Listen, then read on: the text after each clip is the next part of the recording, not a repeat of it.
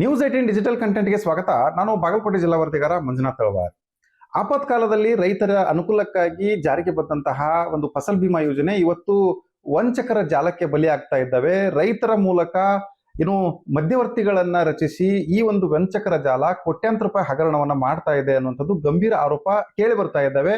ಅದಕ್ಕೆ ಉದಾಹರಣೆ ಎನ್ನುವಂತೆ ಬಾಗಲಕೋಟೆ ಜಿಲ್ಲೆಯಲ್ಲಿ ಒಂದು ಬಹುಕೋಟಿ ಹಗರಣ ಇವತ್ತು ಪ್ರಕರಣ ದಾಖಲಾಗಿತ್ತು. ಆ ಒಂದು ಪ್ರಕರಣಕ್ಕೆ ಸಂಬಂಧಪಟ್ಟಂತೆ ಇವತ್ತು ಸಿಐಡಿ ಪೊಲೀಸರು ಬಾಗಲಕೋಟೆ ಜಿಲ್ಲೆಯ ಮುಧೋಳ ನಗರಕ್ಕೆ ಆಗಮಿಸಿ ವಿಚಾರಣೆಯನ್ನು ನಡೆಸ್ತಾ ಇದ್ದಾರೆ. ಒಂದಿಷ್ಟು ರೈತರು ಮತ್ತು ಈ ಒಂದು ಪ್ರಕರಣದಲ್ಲಿ ಭಾಗಿಯಾದಂತಹ ಆರೋಪಿಗಳನ್ನು ಕೂಡ ವಿಚಾರಣೆ ನಡೆಸ್ತಾ ಇದ್ದಾರೆ ಅನ್ನುವಂತಹ ಒಂದು ಮಾಹಿತಿ ಇದೆ.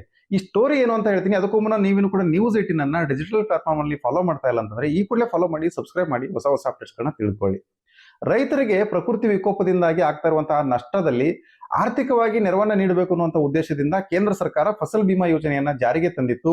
ಈ ಯೋಜನೆ ಮೂಲಕ ಇನ್ಶೂರೆನ್ಸ್ ಕಂಪನಿಗಳಿಗೆ ರೈತರು ತಮ್ಮ ಜಮೀನಿನಲ್ಲಿ ಬೆಳೆದಂತಹ ಬೆಳೆಗೆ ವಿಮೆಯನ್ನ ತುಂಬಿದಂತಹ ಸಂದರ್ಭದಲ್ಲಿ ಪ್ರಕೃತಿ ವಿಕೋಪದಿಂದಾಗಿ ಅಥವಾ ಏನಾದ್ರೂ ಅವಘಡಗಳಿಂದಾಗಿ ಆಪತ್ತಿನಿಂದಾಗಿ ಜಮೀನಿನಲ್ಲಿರ್ತಕ್ಕಂತಹ ಬೆಳೆಗಳು ಹಾಳಾದಂತಹ ಸಂದರ್ಭದಲ್ಲಿ ವಿಮೆ ಕಂಪನಿಗಳು ರೈತರಿಗೆ ಹಣವನ್ನ ನೀಡುವಂತಹ ಒಂದು ಉದ್ದೇಶ ಈ ಒಂದು ಯೋಜನೆಯಲ್ಲಿದೆ. ಆದ್ರೆ ಇದನ್ನ ಕೆಲವೊಂದಿಷ್ಟು ಬಂಡವಾಳಶಾಹಿಗಳು ಮತ್ತು ವಂಚಕರ ಜಾಲ ಇದನ್ನ ಉಪಯೋಗ ಮಾಡಿಕೊಂಡು ಇವತ್ತು ರೈತರಿಗೆ ಮತ್ತು ಸರ್ಕಾರಕ್ಕೆ ದೊಡ್ಡ ಪ್ರಮಾಣದಲ್ಲಿ ವಂಚನೆಯನ್ನ ಮಾಡ್ತಾ ಇದ್ದಾರೆ. ಕೋಟ್ಯಾಂತರ ರೂಪಾಯಿ ಹಣವನ್ನ ಲೂಟಿ ಹೊಡಿತಾ ಇದ್ದಾರೆ ಅನ್ನುವಂಥ ಒಂದು ಆರೋಪ ಈ ಒಂದು ಪ್ರಕರಣದಲ್ಲಿ ಕೇಳಿ ಬರ್ತಾ ಇದೆ. ಈ ಒಂದು ಪ್ರಕರಣದ ಹಿನ್ನೆಲೆಯನ್ನ ನೋಡುವಂತ ಸಂದರ್ಭದಲ್ಲಿ ಬಾಗಲಕೋಟೆ ಜಿಲ್ಲೆಯ ಮುಧೋಳ ನಗರದ ಪೊಲೀಸ್ ಠಾಣೆಯಲ್ಲಿ ಸಹಾಯಕ ಕೃಷಿ ನಿರ್ದೇಶಕರಿಂದ ಒಂದು ದೂರು ದಾಖಲಾಗುತ್ತೆ. ಅದು 2026 ಮಾರ್ಚ್ 10ನೇ ತಾರೀಕಿಗೆ ದಾಖಲಾಗಿದೆ.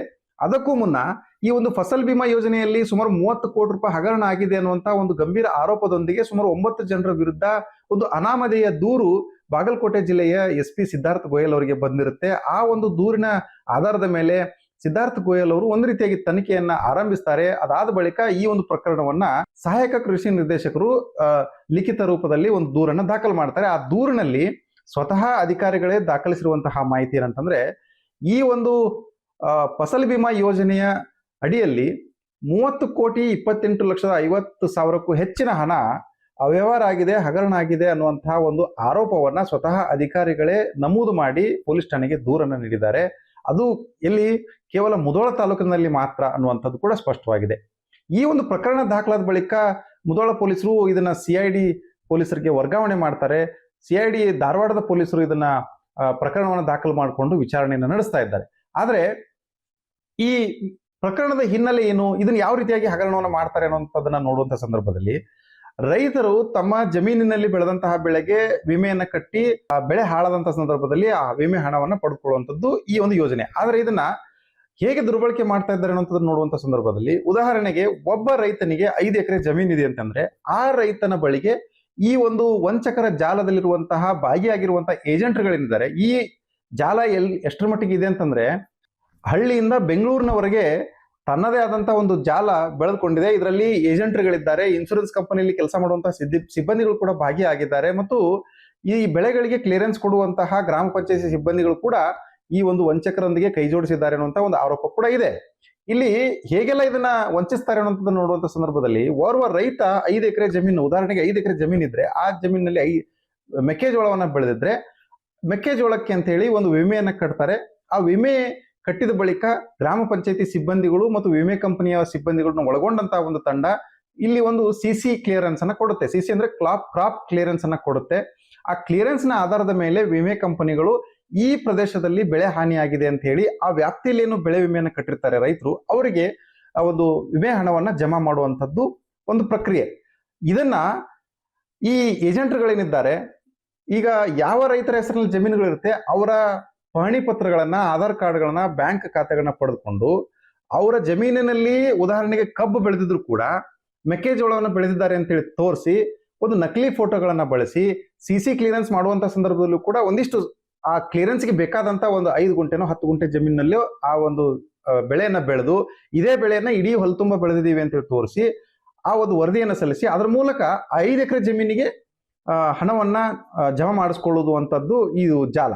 ಇಲ್ಲಿ ರೈತರಿಗೆ ಹೇಗೆ ಅನ್ಯಾಯ ಆಗ್ತಾ ಇದೆ ಅನ್ನುವಂಥದ್ದು ನೋಡುವಂತ ಸಂದರ್ಭದಲ್ಲಿ ಒಂದು ವೇಳೆ ಈ ಜಾಲವನ್ನ ಹೊರತುಪಡಿಸಿ ಬೇರೆ ರೈತರು ತಮ್ಮ ಹಣವನ್ನ ಅಂದ್ರೆ ತಮ್ಮ ಜಮೀನಿಗೆ ಸಂಬಂಧಪಟ್ಟಂತೆ ತಾವೇ ಆನ್ಲೈನ್ ಮೂಲಕ ಅರ್ಜಿಯನ್ನ ಸಲ್ಲಿಸಿ, ಏನು ಸರ್ಕಾರದ ಆ್ಯಪ್ಗಳಿದ್ದಾವೆ ಆ ಆ್ಯಪ್ಗಳ ಮೂಲಕ ಅರ್ಜಿಯನ್ನ ಸಲ್ಲಿಸಿ ಬೆಳೆ ವಿಮೆ ತುಂಬಿದ್ರೆ ಅಂತ ರೈತರಿಗೆ ಈ ಬೆಳೆ ವಿಮೆ ಹಣ ಜಮಾ ಆಗೋದಿಲ್ಲ.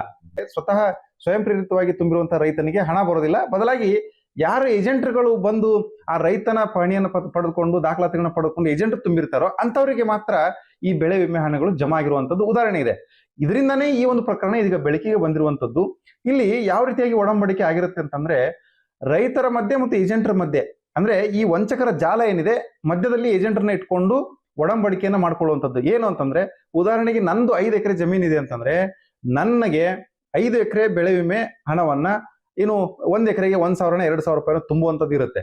ಆ ಒಂದು ಸಂದರ್ಭದಲ್ಲಿ 1 ಎಕರೆಗೆ 2,000 ಅಂದ್ರೆ 5 ಎಕರೆಗೆ 10,000 ರೂಪಾಯಿ ಉದಾಹರಣೆಗೆ ಹೇಳುವಂಥದ್ದು. ಅಲ್ಲಿ ನಿಖರವಾದಂತಹ ದರ ಬೇರೆ ಬೇರೆ ರೀತಿಯಾಗಿರುತ್ತೆ. ಆ 2,000 ರೂಪಾಯಿ ಅಂದ್ರೆ 2,000 × 5 10,000 ರೂಪಾಯಿ ಹಣವನ್ನ ಈ ಏಜೆಂಟ್ಗಳೇ ತುಂಬಿಕೊಳ್ತಾರೆ. ಯಾವುದೇ ರೀತಿಯಾಗಿ ರೈತರಿಂದ ಹಣವನ್ನು ಪಡ್ಕೊಳ್ಳೋದಿಲ್ಲ.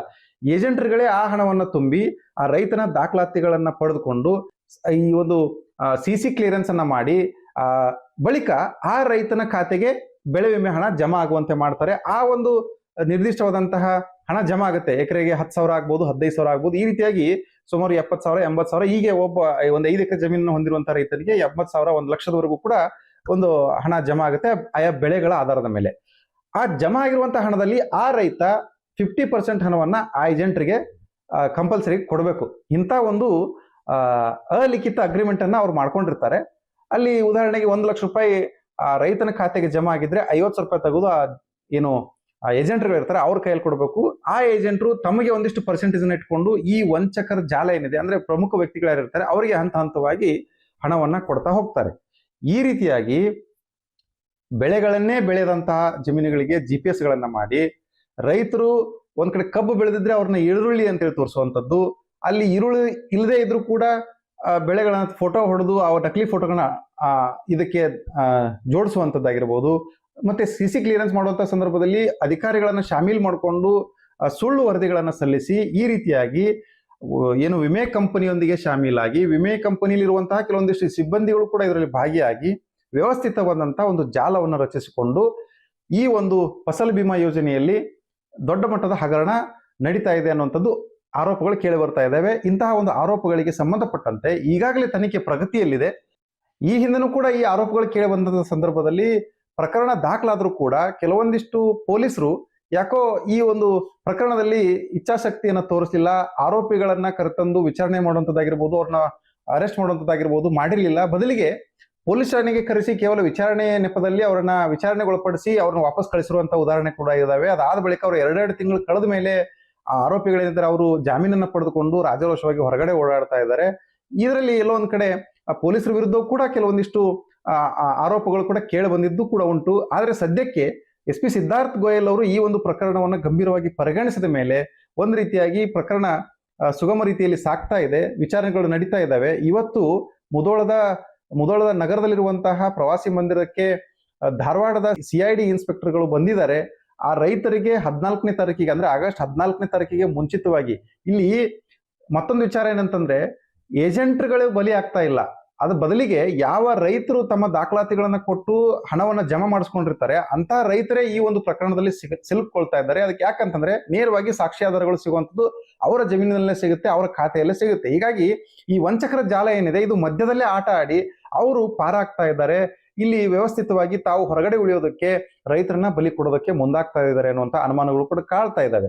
ಅದೇ ಹಿನ್ನೆಲೆಯಲ್ಲಿ ಇವತ್ತು ಕೆಲವೊಂದಿಷ್ಟು ರೈತರಿಗೆ ನೋಟಿಸ್ ಅನ್ನ ಕೊಟ್ಟು CID ಅಧಿಕಾರಿಗಳು ಅವರನ್ನ ಕರೆದು ಅವರು ಬೆಳೆದಂತ ಬೆಳೆಗೆ ಸಂಬಂಧಪಟ್ಟಂತೆ ಆಗಿರ್ಬೋದು, ಅವರ ಖಾತೆಗೆ ಹಣ ಜಮಾ ಆಗಿರುವಂತಹ ಸಂಬಂಧಪಟ್ಟಂತೆ ಆಗಿರ್ಬೋದು ವಿಚಾರಣೆಯನ್ನ ನಡೆಸ್ತಾ ಇದ್ದಾರೆ. ಮುಂದಿನ ದಿನಗಳಲ್ಲಿ ಈ ಒಂದು ಪ್ರಕರಣ ಯಾವೆಲ್ಲ ತಿರುವನ್ನು ಪಡೆದುಕೊಳ್ಳುತ್ತೆ, ಇದರಲ್ಲಿ ಇರುವಂತಹ ದೊಡ್ಡ ದೊಡ್ಡ ಆರೋಪಿಗಳೇನಿದ್ದಾರೆ ಅವರು ಯಾವಾಗ ಪೊಲೀಸರ ಕೈಗೆ ತಗಲಾಕೊಳ್ತಾರೆ ಅನ್ನುವಂಥದ್ದು ಕುತೂಹಲ ಇಲ್ಲಿದೆ. ಪೊಲೀಸರು ಕೂಡ ಇದನ್ನ ಪೊಲೀಸರಾಗಿರ್ಬೋದು ಮತ್ತು CID ಅಧಿಕಾರಿಗಳಾಗಿರ್ಬೋದು ಮತ್ತು EDಯಲ್ಲಿಯೂ ಕೂಡ ಈ ಒಂದು ಪ್ರಕರಣ ಇದೆ ಅನ್ನುವಂಥ ಮಾಹಿತಿ ಇದೆ. ಆ ED ಅಧಿಕಾರಿಗಳು ಕೂಡ ಯಾವ ರೀತಿಯಾಗಿ ಇಲ್ಲಿರ್ತಕ್ಕಂತಹ ನಿಜವಾದ ದೊಡ್ಡ ದೊಡ್ಡ ಆರೋಪಿಗಳನ್ನ ಪತ್ತೆ ಮಾಡ್ತಾರೆ ಅನ್ನೋದನ್ನ ಕಾದು ನೋಡ್ಬೇಕಾಗಿದೆ. ಮಂಜುನಾಥ್ ತಳವಾರ್, ನ್ಯೂಸ್ 18 ಕನ್ನಡ, ಬಾಗಲಕೋಟೆ. ನಿರ್ಭೀತ, ನಿಷ್ಪಕ್ಷಪಾತ, ವಿಶ್ವಾಸಾರ್ಹ ಸುದ್ದಿಗಳಿಗೆ ಮತ್ತೊಂದು ಹೆಸರಾಗಿರುವ ನ್ಯೂಸ್ 18 ಕನ್ನಡ ಈಗ ಆಪ್ನಲ್ಲೂ ಲಭ್ಯವಿದೆ.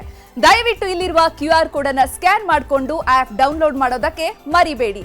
ನಿಮ್ಮ ಬೆಂಬಲ ಹೀಗೆ ಸದಾ ನಮ್ಮೊಂದಿಗಿರಲಿ. ಧನ್ಯವಾದ.